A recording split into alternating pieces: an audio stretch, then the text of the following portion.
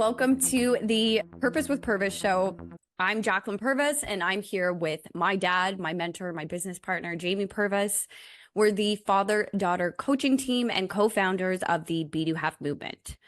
Each week, we're going to be diving into real-life strategies, inspiring stories to help you dream big, find your purpose, and take actionable steps towards living the life you've always wanted. Welcome back to the Purpose with Purvis show. Today, we're talking about back to our roots a little bit, back to the reason we started the podcast, back to just some honest stuff that we're going through that we think will hit home, back to it being a little bit less about strategy and a little bit more about stability and energy and managing how you're showing up in your business, because the real reason most of us get stuck isn't strategy, which is painful for me to say because I love strategy so much. I think it's a portion, but I don't think it's everything. And really talking about how when you're doing everything in your business, it can feel like you're taking all these right steps and it's just not working, like the results aren't flowing, that momentum isn't there. And we thought we would really dive into the conversation about how we've seen that showing up and how identity can really be the root of that. And it's interesting, Jacqueline, when you talk about systems and process, it's the doing, right? Our company's name, Be Do Have. The Be Do Have movement, it's around being first, not doing. And it's something that keeps showing up, I know, in the real estate space with realtors I'm speaking to. Strategy, what should I be doing? Just tell me what to do. And we get caught up in that. And even when we're doing it, then we may not see the results we want. And then frustration kicks in. I lose motivation. I had somebody tell me today, like, yeah, I've pretty much given up on this year. I know there's 2 months left, but I'm going to really focus on next year. And if we just take a little pivot and take a step back, take a breath and realize, okay, I need to work on me and just being present, energetically aligned, getting connected, understanding why I'm doing what I'm doing, like just going back to that. I know personally I'm seeing massive results in a real short period of time, just that subtle shift, because I was caught up in, what do I need to do? I need to get all these things done, all these calls, and just overwhelmed. And just taking a step back and just realizing, okay, I just need to be me. And that's really what I've noticed a big impact shift for me this past month, is just being focused on being present. Who am I? How do I connect with people? And just showing up in a conversation and asking great questions and just feeling the flow of the conversation, helping people move forward. I wonder too if this is more of a common thing with the increase of AI and everything. Because you can now look up what is the best strategy, what is the best plan, what is all the things we should be doing. And we've fallen into that route, right? Like it needs to look like this, or we've worked with a marketing coach that said like certain things need to be executed this way. But what you just shared there is really tapping into, what works for you and your personality, instead of just trying to fit into, all these other hats of other people, what someone else is telling you should be doing. And who are you? Like what makes sense for your being and your personality in the first place there? It's putting the blinders on, right? Like just being focused and forgetting about all the things, shiny object syndrome, because you can bounce all over the place. AI is definitely having an impact, but I really don't know to what degree yet. Universally, in a grand scale, I definitely see it. I know we're using it more and more. And how do I integrate this into my business? People I'm talking to, the vast majority, I don't think it's really caught on yet, or it's influencing their life enough. But focusing on what other people are telling us or what they think other people are doing to be successful, I think putting the focus on that versus just being present for yourself. And, what do you love doing, having fun doing in the role that you're in, and just, getting reconnected to that. And who are you being in those moments? I know for me, it's like just being relaxed, and how do you be relaxed? For example, if you have financial pressure, right? Because that's where the struggle happens. And, we've gone through that, right? Like, it's okay. There's pressures here. I got to do the deals. I got to get the calls. I have to get the conversion. And it's almost like you put that pressure, it forces things away from you. So it even gets harder, and then it expands, and it just seems the hole gets deeper and deeper. And I think for me, this past month is just getting clear on, okay, what am I loving to do? I love doing workshops for real estate companies, getting face-to-face or on Zoom, just having these workshops, knowing I'm serving other people and helping other people. And we talk about our why, right? And that taps right into why I'm doing what I'm doing. Is I love to serve. I love to make a difference and help inspire people to step into their big life. So I can do that in a workshop format, and I know it's fulfilling me and it's one of my values. And I think that's a big piece that's shown up for me, is just getting really connected to why I'm doing it and is it in alignment to who I am and my values. And it is that simple of really creating success in a way that feels good again for you and your business. And I think using something like AI, use it a ton in what I do. And I was getting wrapped up in like, okay, I need to check this, I need to do this. And I a little bit had to go back to myself and be like, okay, like what knowledge do I already have to bring to the table so I can do this in a way that feels good and best for me. So I think it's really interesting how it's shown up in different ways for both of us, because I see a difference in you from just your energy and your flow, I think, in what you're doing, because what one of your strongest suits I believe is really relationship development and your ability to connect with people.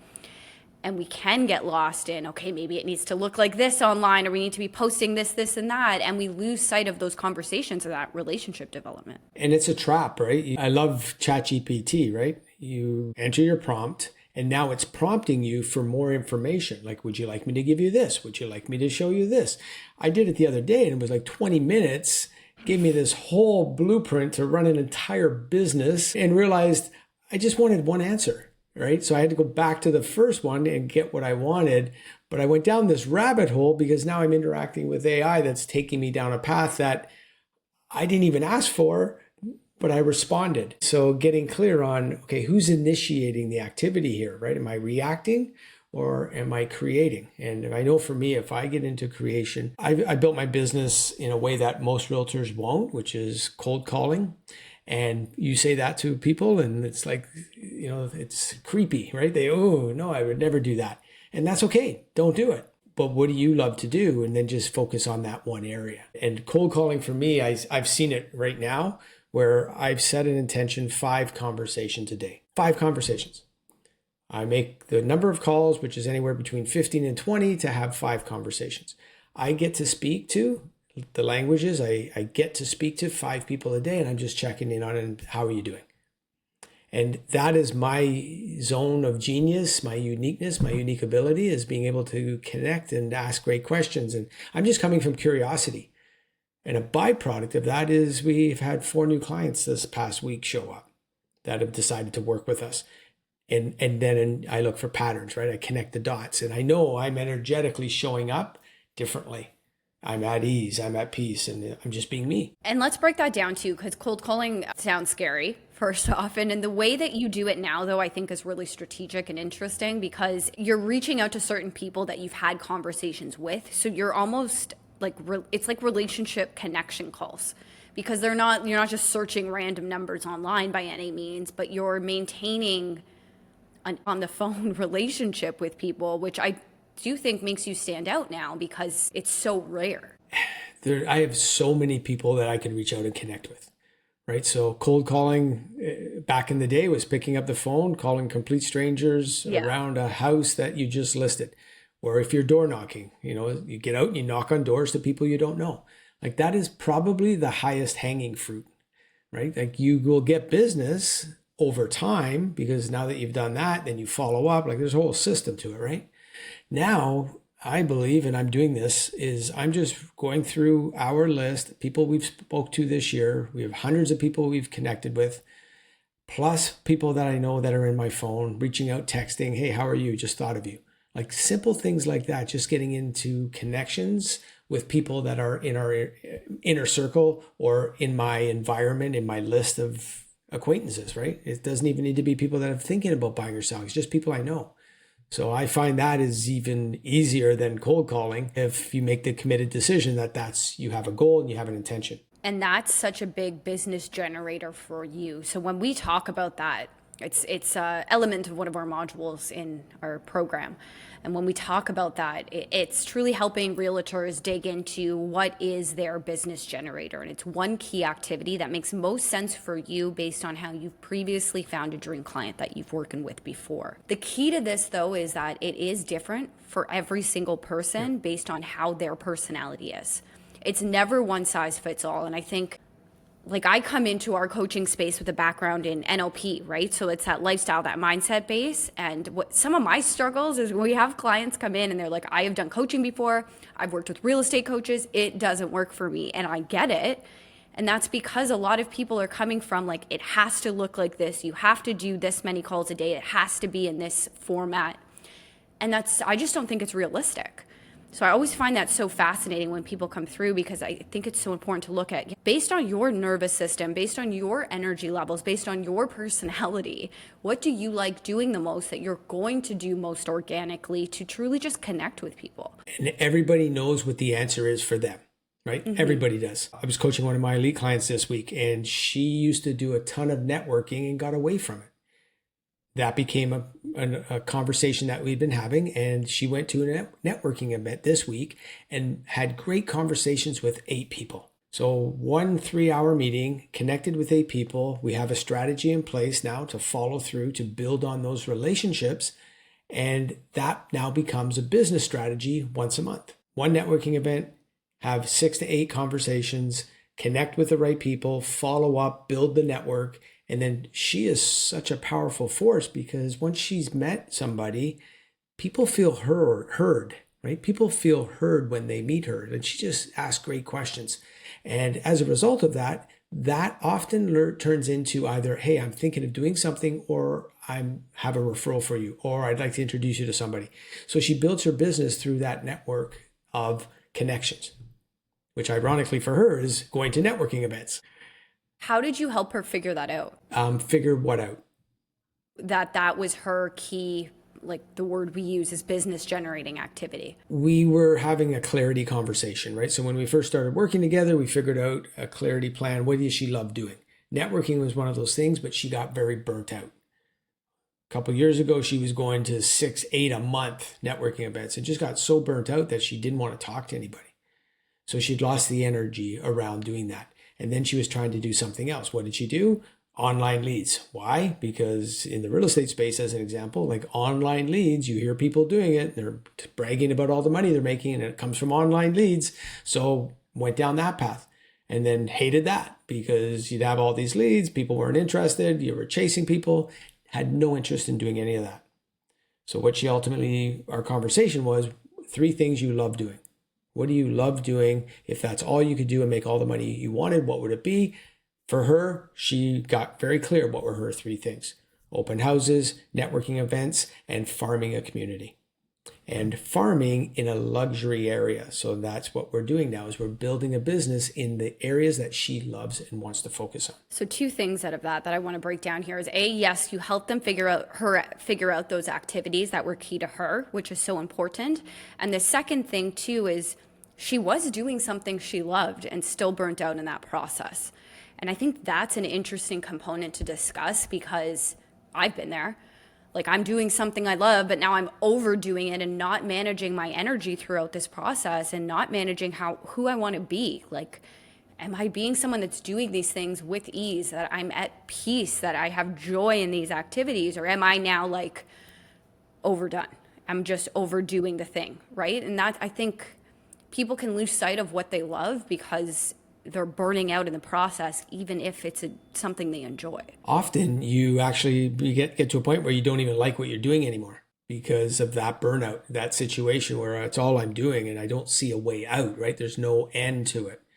And that's why I think it's really important just to take your goals, break them down into a quarter, and then also build in personal goals, personal life, time off, working out, meditating. Like we talk about your AM, PM routine, right? Bookending your day for you. When I go to the gym, I feel so great. Even when I have to drag my butt out of bed, once I'm there and after, I feel amazing, right? It's just getting up is hard enough. The biggest habit is to get out of bed. Once you're going, then I physically feel great. Then I come home and I just sit down and do a 7-minute meditation.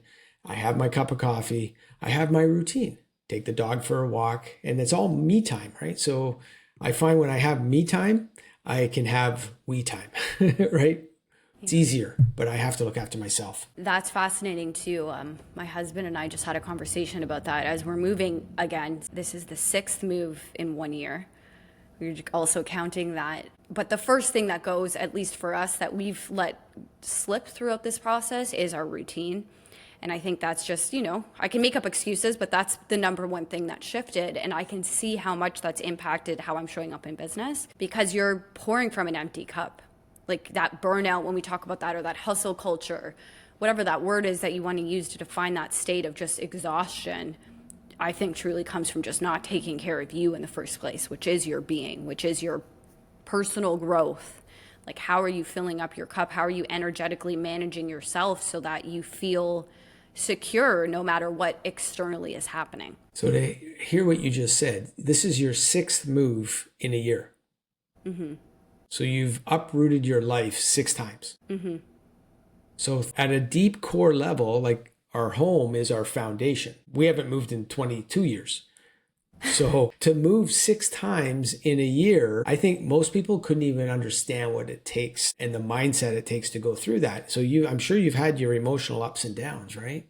How have you gotten through that emotional roller coaster? So it will be, because we're moving to an Airbnb, it will be one more move. So it will actually be 7 in a year. How have I gotten through that? Well, I haven't yet, but it's forced me to go with the flow. And I'm not that personality type. I don't like it, I will say, because I do personally operate best. I'm very type A in a secured, structured routine and setting. So I don't like it, but it has really forced me to just let go and trust the process. Like there's so much I can't control anymore that I'm just not even trying to. So I do think it's shifted my personality in a sense.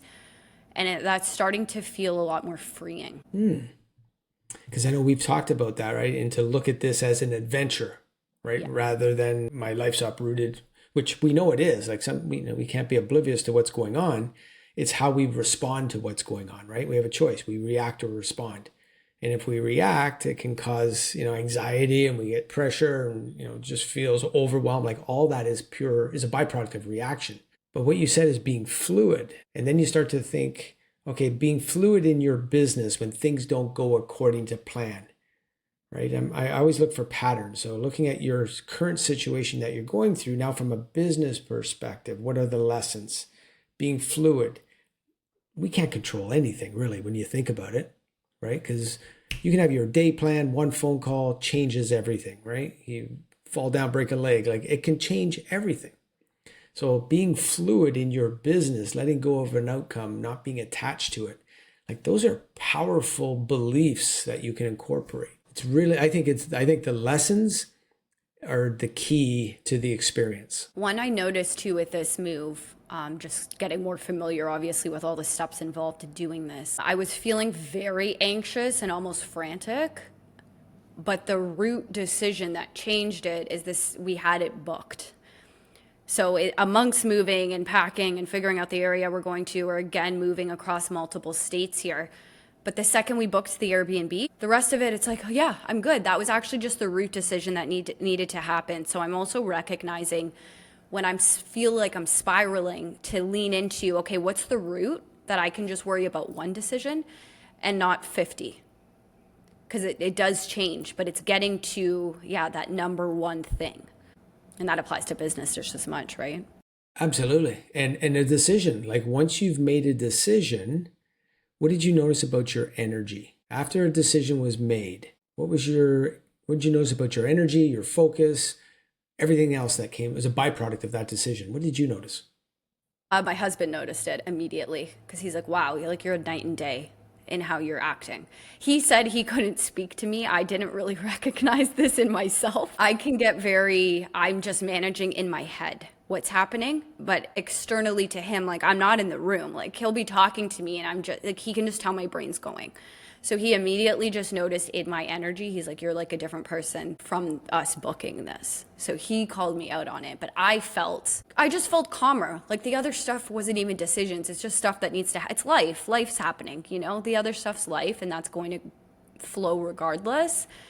But knowing one thing about where I was going, that shifted my energy completely just to a peaceful state. And now you've made the decision. So think of all these little mini decisions along the way to get to here, which is leading to the next decision. How was your clarity impacted? Every decision that got made to ultimately where you're going now, right? You became clearer and clearer of what you liked and what you didn't like on this journey, right? So moving forward, now you know where you're going. What is inspiring you about that move to that location? I've really figured out for myself, I think, the lifestyle that's important to me and the environment that I want to be in. And I didn't know that if you asked me before that first move. I would have said something different.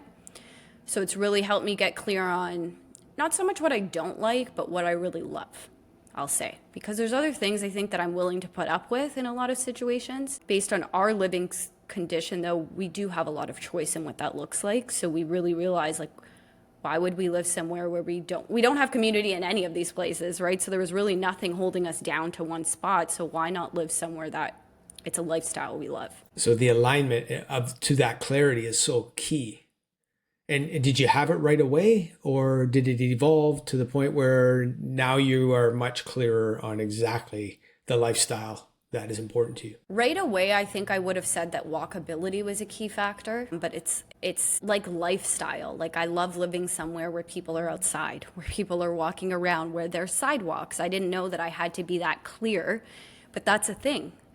Like, I'm in Nashville right now, they don't have sidewalks anywhere. It's like just a normal thing in this state. But I truly love somewhere where I want to be outside, where people are going for walks constantly, where you don't have to drive to live like that. You can just go outside and you want to be outside. So those things I figured out through trial and error this past year, 100%. I wasn't clear on that. So everything we did, I can now look back and connect the dots. And I'm happy we did all these things. We've had great experiences throughout, but no, I didn't know until now. So transferring this to a business mindset, right? For our business or any business or realtors, whatever the business is, actually doesn't matter. So the lessons learned, the clarity, the importance, making decisions, everything leads to the next decision, right? The next opportunity. And along the way, you're going to realize, there's things that you enjoy doing. There's things you don't like doing. When we can fine tune it to be 100% energetically aligned to what we like, and we feel it, right? You feel that in your body, everything just gets easier. You start to surrender to this flow, and the flow starts to happen. And everything starts to just be in alignment because it's feeling better for you. And I think that's the key is, we live in a distracting world, and sometimes we spend too much time thinking about what other people think or doing. And if we just go back to who am I being? Am I in alignment? Business is a byproduct of that natural state. And I'm seeing that now more than ever. Like, some people are just having their best year ever. I have another client, best year ever in the mortgage business, and went so focused on the ideal client. Who does she enjoy being in business with? And for over a 4-year period, it went from, I want to be known as this big commercial person, and we'll do all the big commercial deals, to the point now where the focus is first-time buyers, because that's energetically huge difference. Massive. Wow. Massive business. Scaled the business back, built it, broke it down, building it again, all because of clarity of purpose, right? It's getting clear. And now energetically knowing that, okay, there is so much opportunity. I want to be known in this space. And will that change in the future? Who knows? It's okay. Because also what you just shared, right? Being fluid, understanding like this is a journey. And if we're so rigid and we're so focused that, okay, I think this is what it looks like, that's where the overwhelm comes. That's where the frustration can come. I think being open-minded, right? Allowing new ideas. I always remember one of my mentors, when everybody asked him, how are you? He'd say, wonderful. And one day we were having a conversation around a coffee, and he said, wonderful is a state of curiosity. Looking like, what do you mean? He says, well, life is wonderful. I'm in wonder of awe. I'm in awe of things.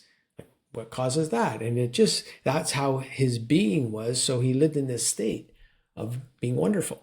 How's life? Wonderful. And that covers everything, right? You can have your good days, your bad days. Well, it's wonderful.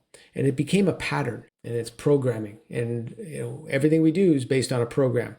There's a story, and we're either reliving it, or what I'm inspired about you is you've been creating a new story for yourself based on your location where you want to live. The biggest growth that's come out of this is how you are growing as an individual and being open and understanding. Like, okay, I can live anywhere. That's an amazing opportunity, right? you grow in the process. And ultimately, as you grow, your mindset grows. So your being is changing and that comes through you. I'm going to steal what you said there about wonderful and test that. Just saying that even and really truly choosing your state, I think. One other takeaway that I've realized is not always trusting the bad days and giving yourself space to like let them happen. Because there's weeks, especially as a female, I think, where your cycle's just not, you're not the same human being. So really, truly noticing though how that's showing up probably in your relationships and in your business and letting it happen. Like, you know, I can have a bad day, I can have a bad week, and I can just not judge it, let it go, we're starting fresh. Like that's it. It just flowing, ebb and flowing with whatever's happening. And knowing that everything's happening for you, not to you, and just being okay with it. Like just before we started this call, I knew I had a window of time to do this because I have an appointment. 2 minutes before we started and you hit record, the cancellation just came through. Hey, sorry, I have to cancel today. I'll rebook next week. That just freed up an hour. So Perfect. now the energy and the alignment, like, oh, we got to rush through this, it just went away because that showed up for me. So that happened for me. I think if we all take the time to reflect and notice, you'll see how everything happens for you. Sometimes we don't know what it is. Sometimes we get so attached to wanting something, right? That if it doesn't happen, oh, we get all like anxious about it. Oh, I'm mad and oh, I wish I would have had it. Versus sometimes things happen because maybe that's the way it's supposed to be. You shouldn't be working with that person. They're not in alignment energetically. It might have been a disaster. Who knows? But it's okay. It's all good. That's another mindset I remember hearing early in my career. It's all good. It's all good. So it's that it's wonderful. It's all good. Just, yeah, truly going with the flow. Being fluid, right? And I think too, it's taking responsibility. Like I have found throughout this period that it's not been easy to say either. There's definitely been like highs and lows in that. But truly looking at it like I'm responsible for that and not falling into the victim mentality or like my outside world's controlling my inside. Like I think once you take that responsibility, it removes you out of that victim mentality and you get to take ownership of what that looks like next. It's quite an empowering state to move forward with. You couldn't have said it any better. I was just thinking of something and, how can I take this experience and become better? Like reflecting and looking at it, whatever is positive or negative. And I know there's some situations that, it's just terrible. You know what? There's no words to explain what somebody or some people have gone through or have to have gone through or will go through. Yet in time, in space, there's reflection. And at the end of the day, everything helps us grow. So this business right now in real estate, I'll go back to real estate. I was speaking to somebody else this morning, second worst year ever in his career. And he's been in business a long time. And this has been his second worst year ever. And he has the experience to know that next year will be better. It's okay. I'm planting seeds. I know next year. I see what's coming. It's coming. It's going to turn around for me. Right? So being able to go from that to, it's okay. I'm going to get through it. And that takes a strong mental attitude for sure. That piece we're going to continue with on the next episode.